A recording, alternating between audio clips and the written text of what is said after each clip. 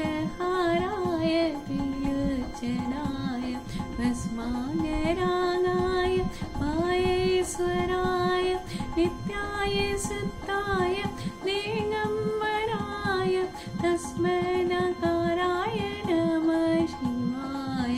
मन्दाकिरीसलिलचन्दनचर्चिताय नन्दीश्वर प्रमत्ता माहेश्वराय मन्दार पुष्पपूजिताय तस्मै मकाराय नमः शिवाय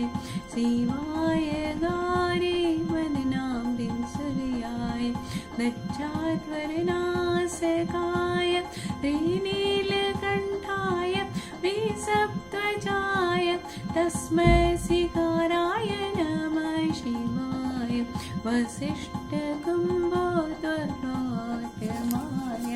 मुनीन्द्रदेव चित्तशेखराय चन्द्रार्कवैश्व नरलोचनाय तस्मै शिखराय नमः शिवाय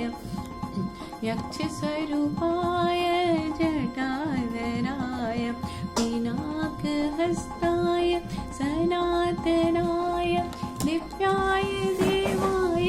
दिगम्बराय तस्मै वकाराय नमः शिवाय पञ्चाचमेन